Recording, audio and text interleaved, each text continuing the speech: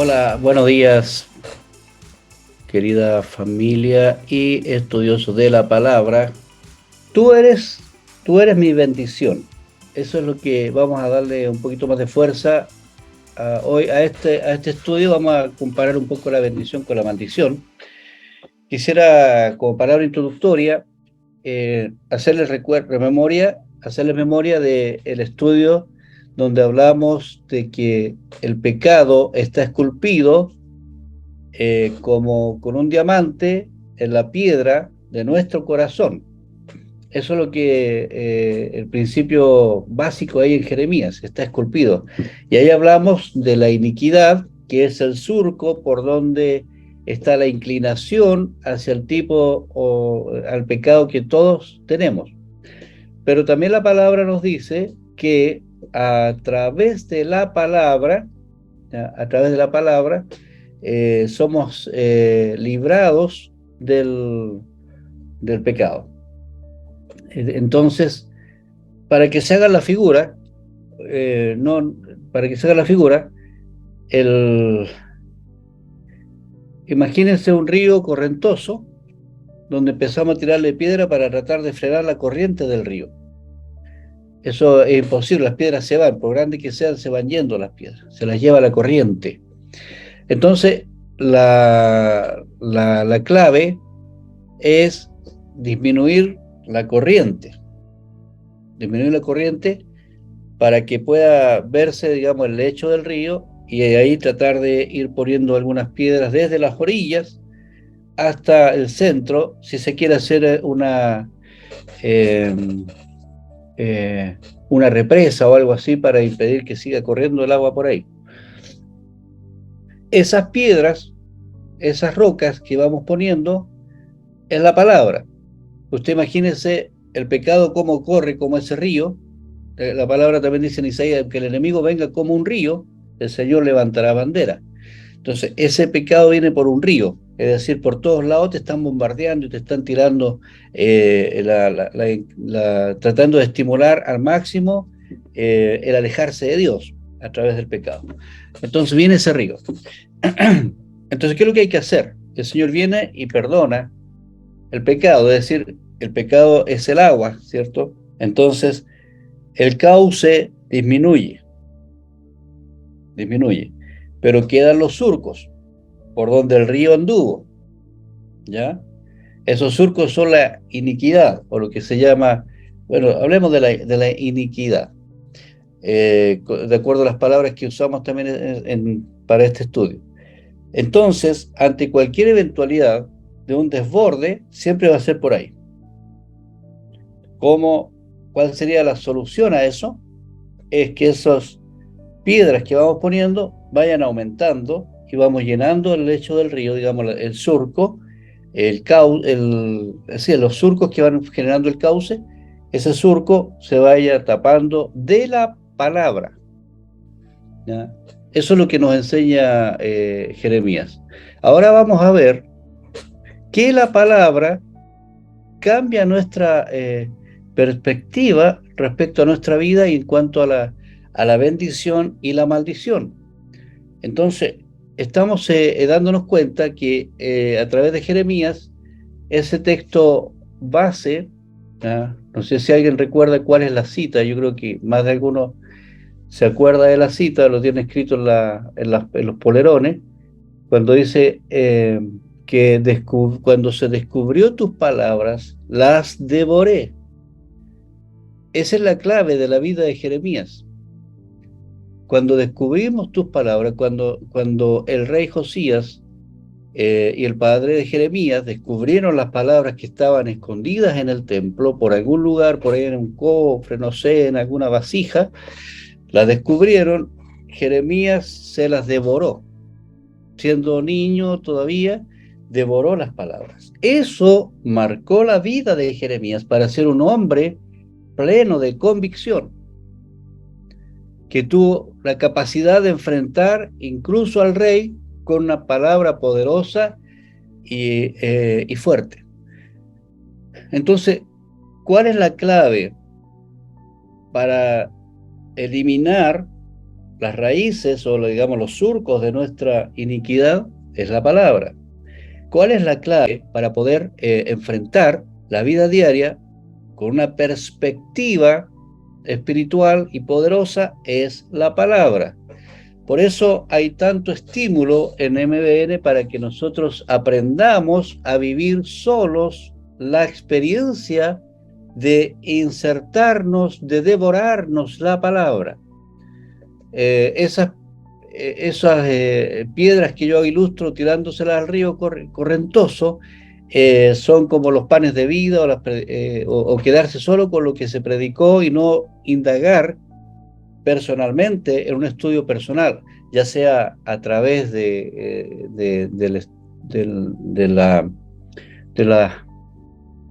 mismo tiempo de intimidad, el devocional personal, en que yo les indico a través del libro, y lo otro es ¿cómo se llama? Esto mismo, el estudio inductivo, más los devocionales, y vamos llenando el estudio. Digamos, llenando esos surcos y a la vez cambiando nuestra forma de pensar respecto de la vida.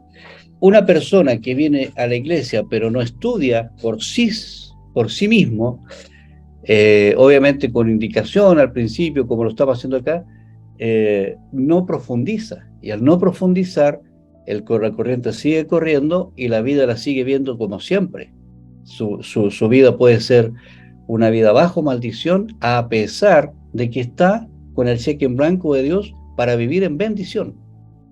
Entonces, ahora, antes de hablar de bendición y de maldición, también quiero aclarar que bendición no tiene que ver con situación económica. Esto tenemos que nosotros cambiar nuestra perspectiva desde la misma Biblia y entender que la bendición no tiene nada que ver con una situación económica. Nosotros la interpretamos así también porque hay corrientes teológicas hoy día muy fuertes que nos tratan de indicar de que la bendición se evidencia en una buena condición económica. Y esto está en el límite de lo incorrecto, porque la bendición de Dios está sobre nosotros en un buen pasar o en un mal pasar económico. Ahora, el buen pasar, obviamente que puede ser bendición, como también puede no ser bendición. Va a depender mucho, porque dice la Biblia, por ejemplo, que al que Dios ama, le da el descanso, le da el sueño, ¿ya? Y no tiene que levantarse tan temprano, ni ir tan tarde temprano para ir a trabajar, ni tan tarde para ir a descansar, y comer pan de dolores para tener lo que quiere tener, hablando desde el punto de vista material.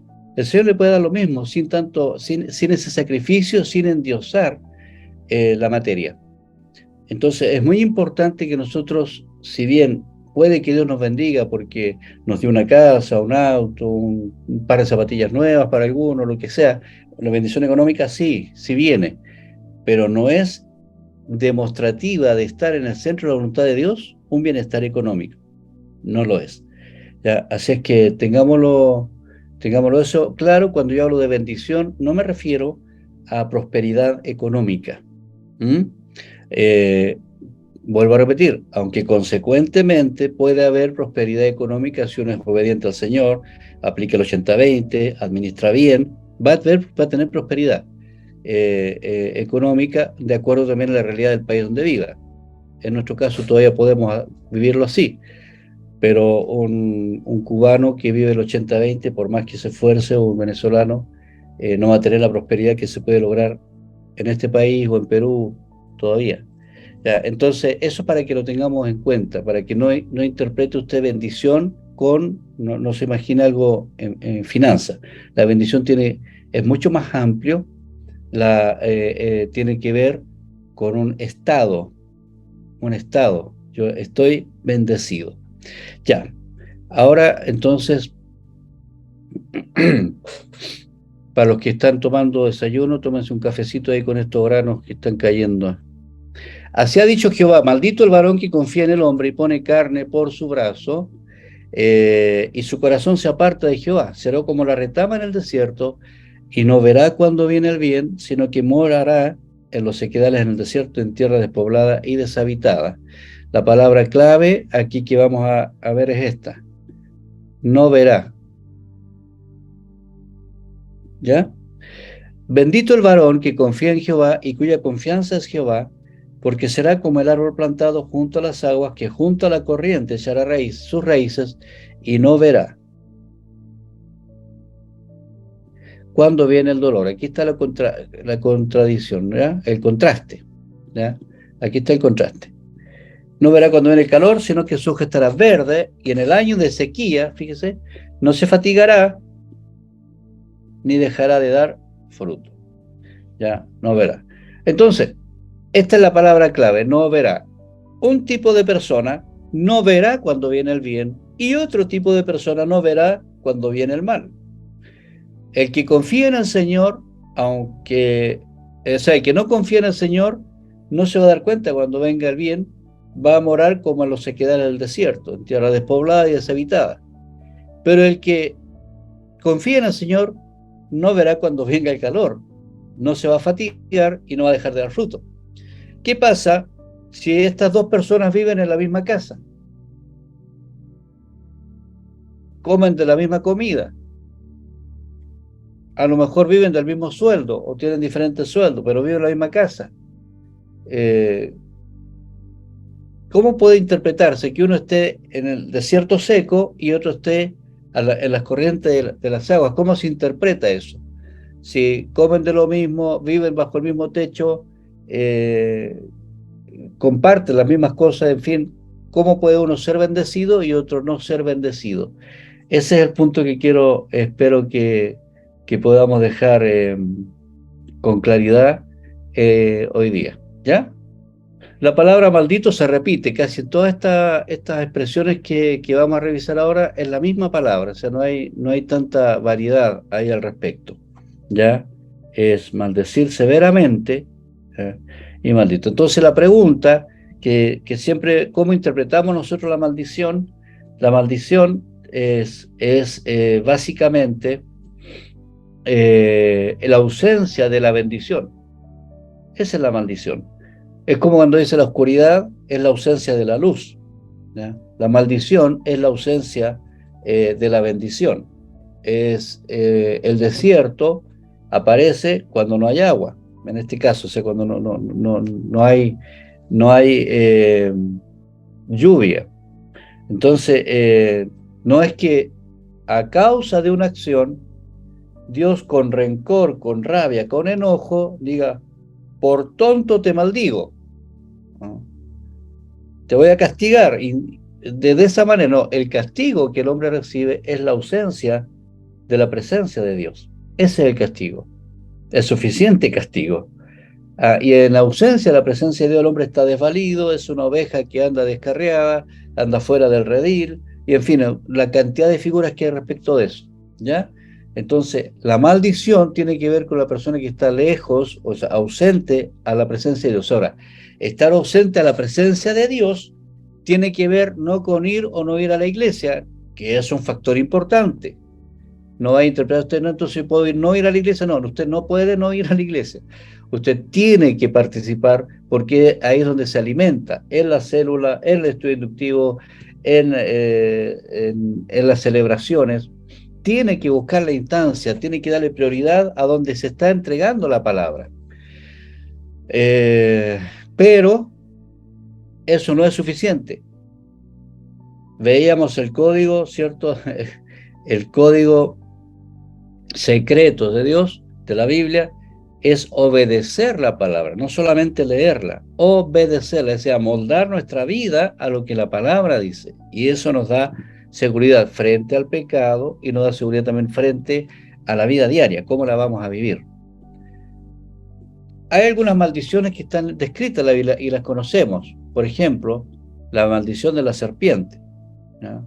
Y el Señor Dios dijo a la serpiente: por cuanto has hecho esto, maldita serás más que todos los animales y más que todas las bestias del campo. Sobre tu vientre andarás y polvo comerás todos los días de tu vida. Fíjese esto: por cuanto has hecho esto. Frente a una acción hay un resultado.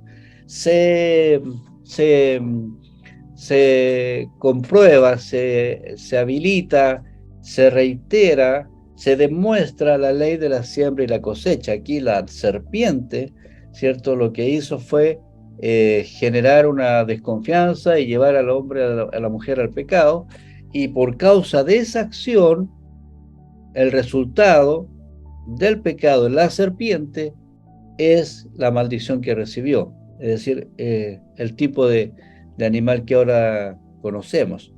En la personificación de Satanás en la serpiente hace cierto que este animal quede con esas características que están definidas acá como parte de la maldición. Se supone que a lo mejor tenía patas antes, ya, y que tenía otro tipo se alimentaba de fruta, según esta palabra. El hecho es que hay una maldición que cambia el estado de la serpiente. La serpiente cambia después de que es maldita, maldecida, cambia su forma y también sus hábitos. Entonces, una persona que está bajo maldición, en contraste con una persona que está bajo bendición, tiene diferentes hábitos, aunque vivan en el mismo techo. El Señor le dice a Abraham, el patriarca: bendeciré a los que te bendigan, y al que te maldiga, maldeciré, y en ti serán benditas todas las familias de la tierra. Aquí el Señor hace de Abraham un agente de bendición. Es decir, el que esté cerca de Abraham va a ser bendecido. Abraham no era una persona completamente correcta, era una persona que estaba en un proceso de transformación, cometió sus errores, y aún así Dios lo hizo a él agente de bendición. Entonces, el que se acercaba a Abraham con bendición iba a resultar bendecido, pero el que se acercaba con maldición en contra de Abraham iba a tener el resultado también de ello, porque Abraham era como luz. Entonces, el que se acercaba a él se iba a iluminar, el que se alejaba se iba a oscurecer. Eso mismo pasa con nosotros. Aquella persona que es luz ilumina a los que están alrededor. El que se acerca mucho a la luz es una persona que va a estar siempre iluminada bajo la bendición de otra persona hasta que adquiera la capacidad de iluminar por sí misma, que es lo que queremos nosotros lograr con cada uno de ustedes a través de esta enseñanza, que cada uno brille con su propia luz, basado, ¿cierto?, en su relación cercana con el Señor. Al que te maldiga, maldeciré. ¿Ya? Entonces, aquí hay otra forma, digamos, otro momento en que Dios habla de que Él va a maldecir. ¿A quién maldice también el Señor? A unos lobos vestidos de oveja. ¿Ya? Maldito sea el engañador. Mentir y engañar tiene dos connotaciones diferentes, porque la mentira es una cuestión circunstancial, entre comillas. El engaño es algo que se prepara, que se hace intencionalmente, se planifica. Maldito sea el engañador que tiene un macho en su rebaño y lo promete: esto te voy a dar, esta es mi ofrenda. Pero al momento del sacrificio, sacrifica un animal dañado al Señor.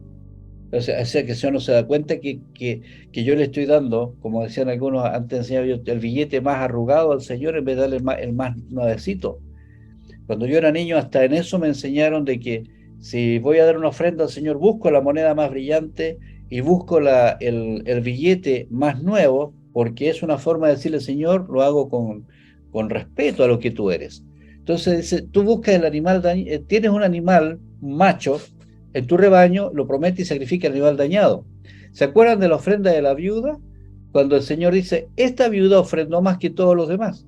Es porque el Señor Jesús tenía esa mirada espiritual para darse cuenta que los ricos que estaban dando mucho, estaban dando de lo que les sobraba, pero la viuda daba lo principal. Entonces, este mismo versículo se aplica a eso.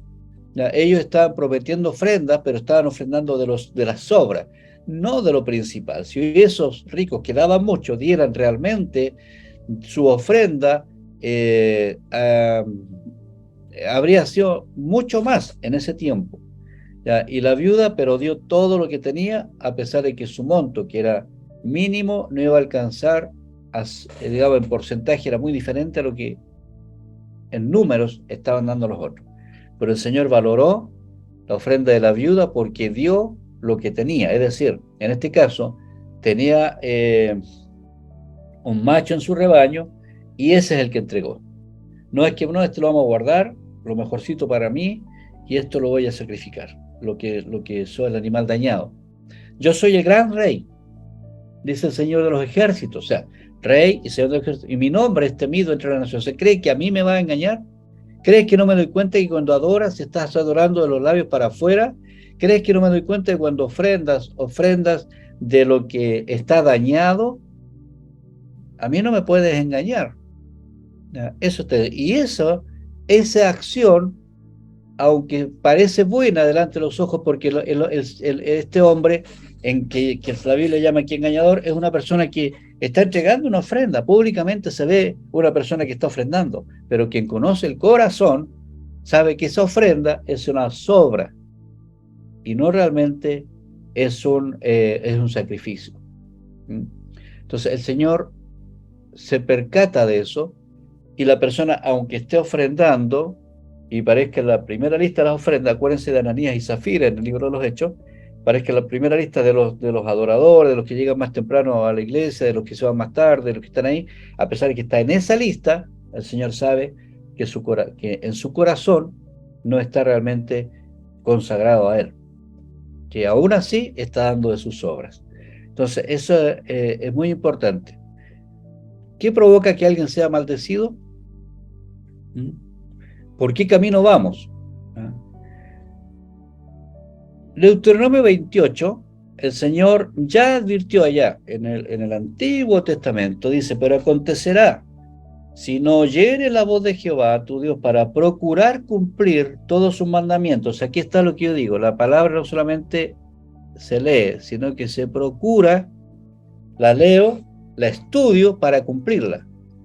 Todos sus mandamientos y sus estatutos que yo te intimo hoy, que vendrán sobre ti todas estas maldiciones y te alcanzarán. Ahí voy a nombrar algunas, ¿ya? Pero en la contraparte, vemos acá el Señor Jesús en el Nuevo Testamento, ya resumiendo, digamos, de manera más práctica, toda la enseñanza del Antiguo Testamento, dice, si permanecéis en mí y mis palabras permanecen en ustedes, pidan todo lo que quieran y os será hecho. Pero ¿cuál es la condicionante? Permanecer en Él. ¿Qué significa permanecer en Él? Tratar de poner en práctica lo que la Biblia nos enseña. ¿Ya? Lo que la Biblia nos enseña. Entonces, por un lado, el Señor le dice en Deuteronomio a todo el pueblo de Israel, ustedes si no cumplen, si no procuran cumplir sus mandamientos, sus estatutos, van a venir maldiciones. Es decir, van a estar lejos de la luz mía y van a vivir en oscuridad y por lo tanto van a sufrir lo que es vivir en oscuridad. Aunque hagan ritos, aunque hagan cosas espirituales, van a vivir en oscuridad porque no están procurando obedecer la palabra.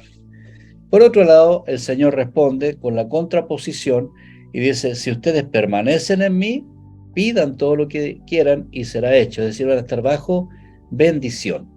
Entonces, es uno el que tiene que decidir cómo vivir la vida. Esto es lo que dice Deuteronomio que va a ocurrir. Maldito serás en la ciudad y maldito serás en el campo. O sea, donde vayas. Algunos dicen, no, allá se acuerdan de Lot y Abraham. Lot se fue donde estaba lo mejor. Y allá tuvo que sufrir la pérdida de su esposa, ataques, tuvo que huir, quedar en el desierto, en fin. ¿Por qué? Porque él buscó el lugar mejor pensando que la bendición está allá afuera. Y la bendición no estaba allá afuera, estaba adentro de Abraham. O sea, mientras más cerca de Abraham, mejor. ¿Ya? Maldito serás en la ciudad y maldito será en el campo. No importa dónde vayas. Si usted está pensando, por ejemplo, ya me voy a ir a Cuba, a Corea del Norte, a Turquía, a Estados Unidos, a Australia, donde quiera ir, la bendición va, o la maldición va con uno si es que no procura, ya, estar en la voluntad del Señor, en lo que hace.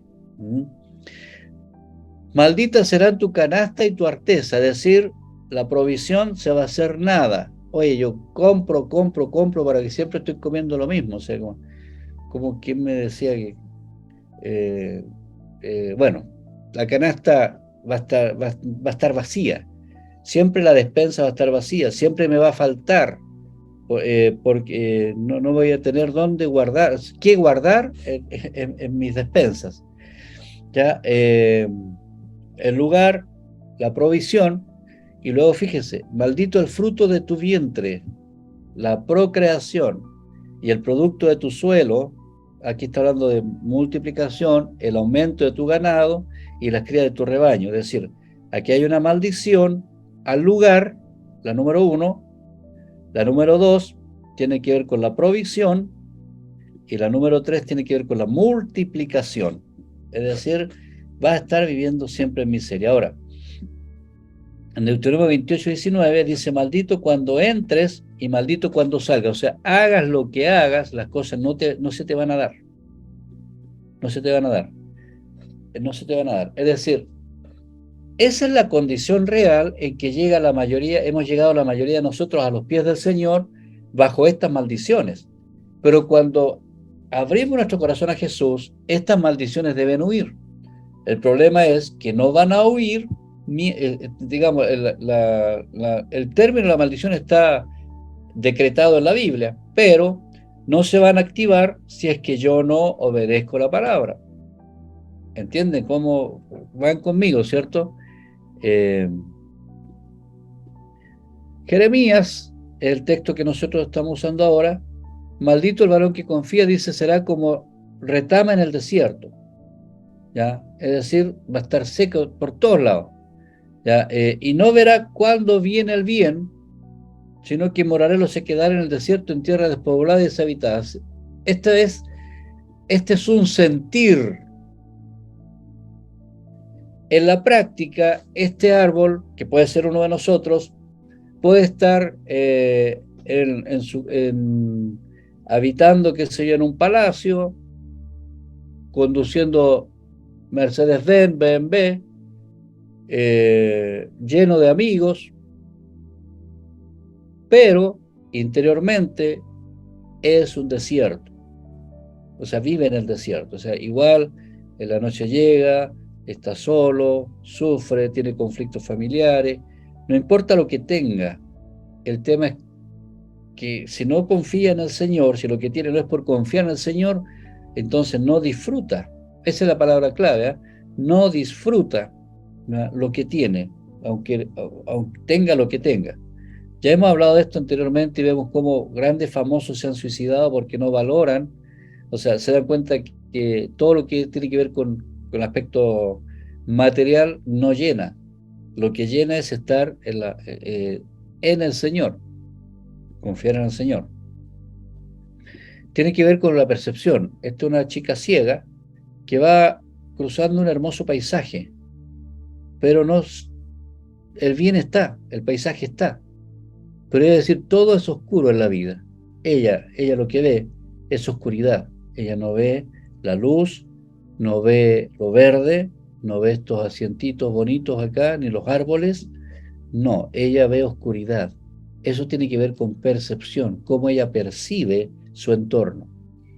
¿Me entiendes? Entonces, no es que alrededor no haya, lo que pasa es que ella no lo ve.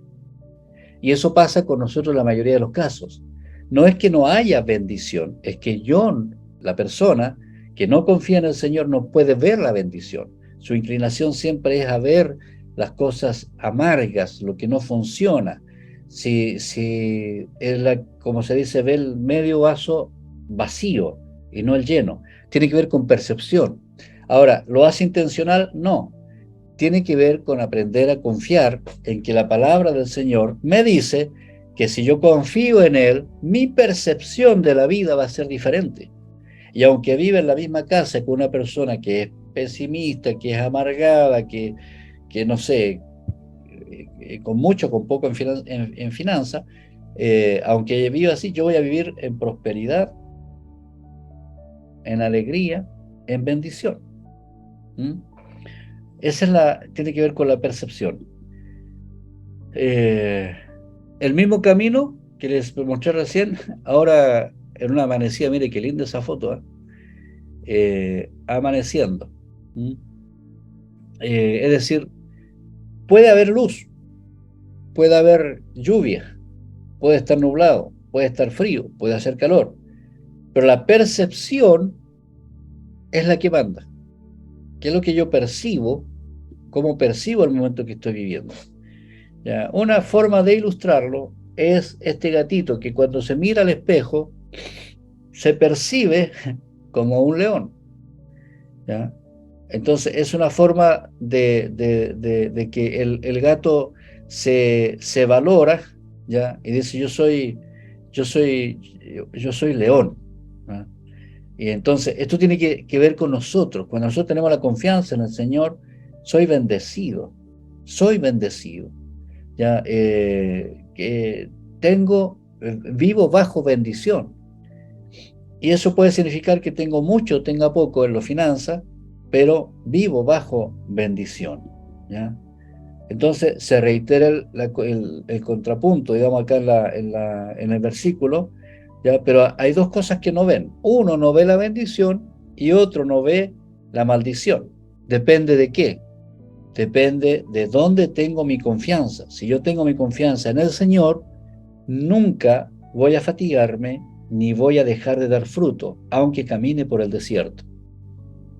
¿Ya? Entonces, esa es la contradicción, porque el Señor le dice a Abraham, serán benditas en ti todas las familias de la tierra. Por lo tanto, hay una bendición decretada a todos los que aman y respetan a Abraham. Entonces, nosotros somos descendencia de Abraham en lo espiritual. Por lo tanto, también nosotros somos no solamente la familia bendecida, sino somos la familia que bendice con la bendición de Abraham.